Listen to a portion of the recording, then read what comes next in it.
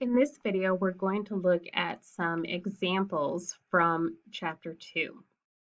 So in Chapter 2, we talk about some different ways that we can evaluate whether we're going to accept a project or not. This first example looks at the payback period, which is one of the financial criteria utilized for project acceptance. In the payback period, we have information about the cost of the project and then the annual net cash flows of the project. These can be cost savings or money that comes in because of the project. So we have two different projects, alpha and beta, and it's asking us to use the payback period to decide which one is better from a cash flow standpoint.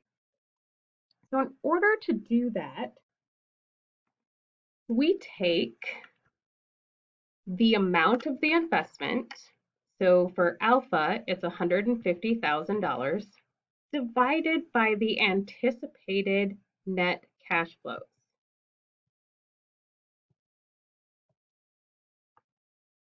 So the alpha project has a payback period of 3.75 years. That means at an estimated annual net cash flow of $40,000, we anticipate that we are going to recover that $150,000 investment in 3 years and 9 months.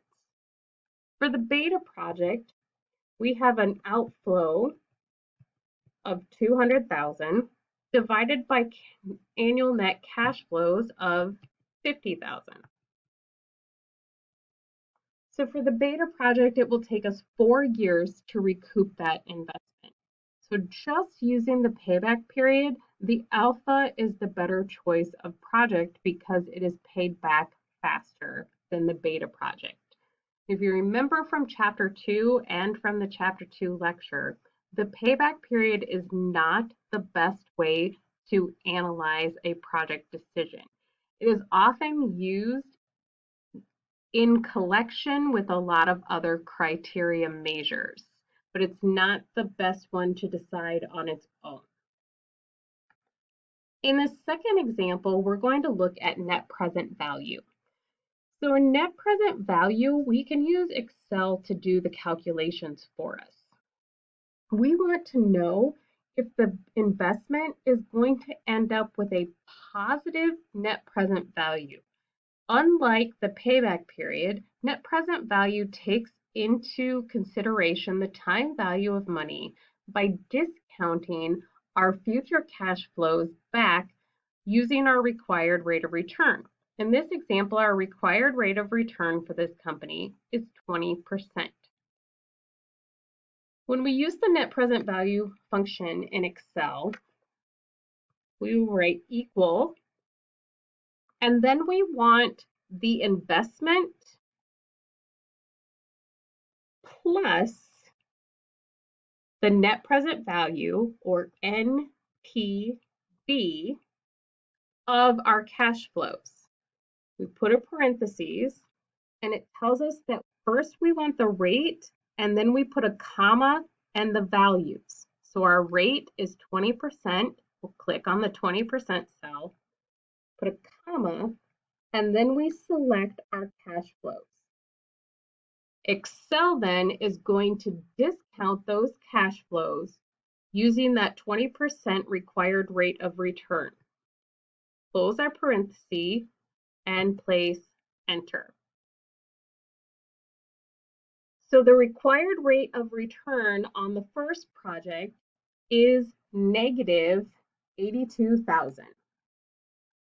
If a project has a negative net present value, that means we are never going to recoup our investment at a rate of return of 20%.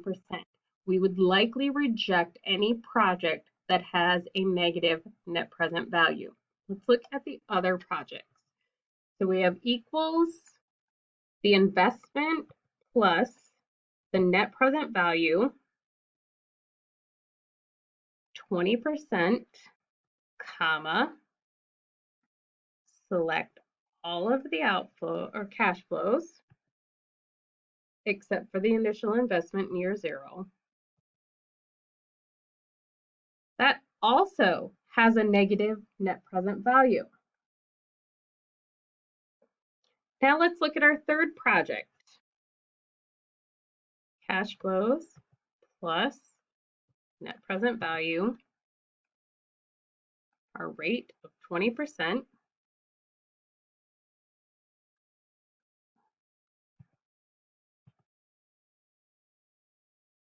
So if we were this company requiring a rate of 20%, the only project that would be acceptable is the Voyagers project. Should we fund any of the other projects is the next question. No, because they both have a negative present value or negative net present value. That means those are not profitable at our required rate of return. So we would not give them any priority or consideration. The last example we're going to look at is a scoring matrix. So this scoring matrix is used to score and evaluate projects. We have 6 projects that the company has scored, and then we have the weight of that project. We have strategic fit and ROI above 15% as the highest weighted scores, urgency at 2%, and then improved customer loyalty and the sales from new products are the lowest scoring weight that we have. So what we want to do is we want to go through and score each one of these projects. So if we set up a formula,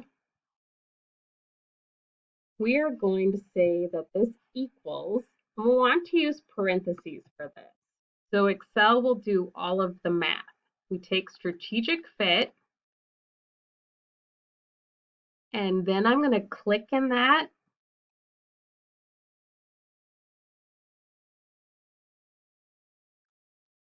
And function 4, that didn't work.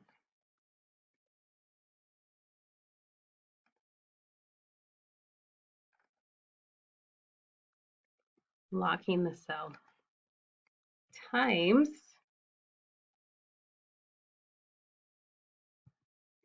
So we take each weight times the score. And we're going to add all of those results together.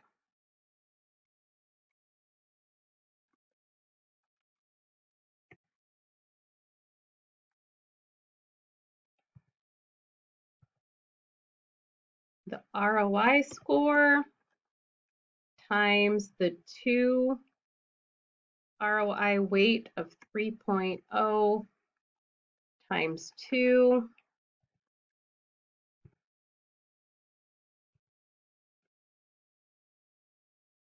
plus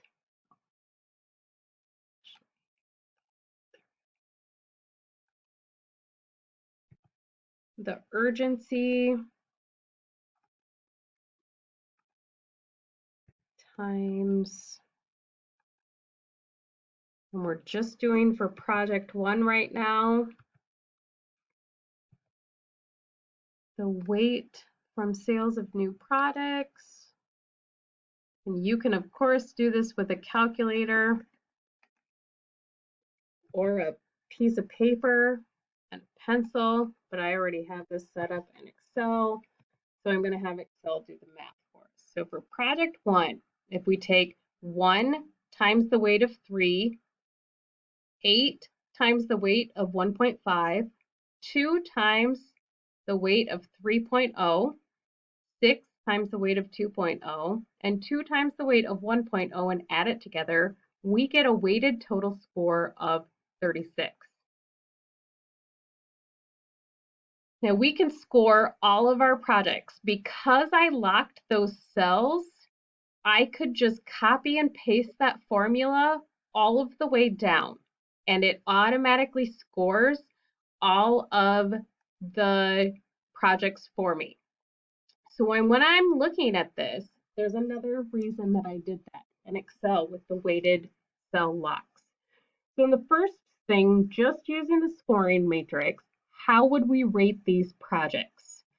So we can see that the highest rated project is 38. We can use this weighted total score to help us prioritize our projects. So if we're just going by this weighted score, project 4 is going to get our first priority, and then followed by project 1, project 6. Okay. Then it says, what if we change the weight of an evaluation item? How does that change the rating? Well, again, because we've used Excel and we have those weight formatted, we can change any of these weightings and that will adjust our scores. So I can say I want to change the urgency to be weighted at 1. And maybe I want strategic fit and the ROI to receive much higher scores. So you see, as I change these weights, let's say we want sales from new products to be higher also. As we change these weights, we automatically adjust our total scores. That is one of the beautiful things about Excel, is if you set it up, the formatting, you can get it to do all of the math for you, and you can do some of this what if sensitivity analysis questioning of what happens if I change the weight of one of these items. What if I decide that ROI should be rated very high? What does that do to the weighted scores of those projects?